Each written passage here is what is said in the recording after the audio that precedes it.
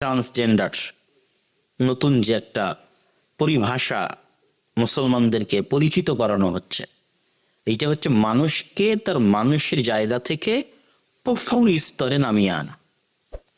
ইবলিসের একটা খুব স্বপ্ন যে মানুষকে ছোট করা, অপমানিত করা।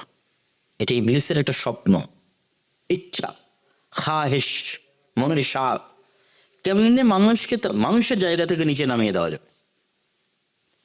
তো মানুষকে তার মানুষের জায়গা থেকে নিচে নামিয়ে দেওয়ার একটা বড় মাধ্যম হচ্ছে মানুষকে তার পরিচয় নিয়ে আত্মসংকটে ভুগিয়ে দেওয়া।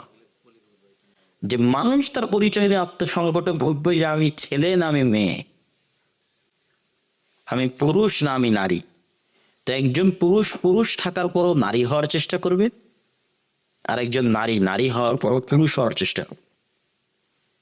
তো একজন পুরুষ যখন পুরুষ হওয়ার পরও নারী হওয়ার চেষ্টা করবে, তার স্বাভাবিক মানবিক মানুষ হিসেবে তার যে মর্যাদা আছে সেটার থেকে সে নিজেকে নিচে নামিয়ে আনলো। এবং এই নিচে নামার সিলসিলাটা চলতেই থাকবে।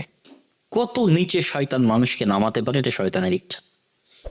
তো এটাই হচ্ছে ট্রান্সজেন্ডার, যেটা আমাদের সিলেবাসে অন্তর্ভুক্ত করা হয়েছে। তাহলে কেন সিলেবাসে অন্তর্ভুক্ত করা হচ্ছে? কেননা সিলেবাস গুরুত্বপূর্ণ, তাই সিলেবাসের মাধ্যমে কিছু শিখানো যায়। যে একটা স্কুলের সিলেবাসে শিখানো হচ্ছে,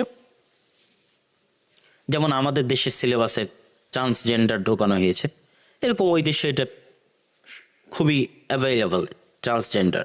তখন বাসায় যদি আব্বা ছেলেকে বলে যে আব্বু আমাদের ইসলামে ছেলের হয়ে মেয়ের রূপ ধারণ করার, মেয়ে হয়ে ছেলের রূপ ধারণ করা টোটালি হারাম, আল্লাহ এবং আল্লাহ রাসূলের অভিশাপ।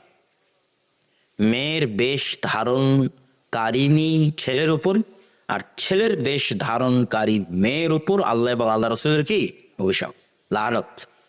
এটা মানুষের স্বাভাবিক চরিত্রের বিকৃতি।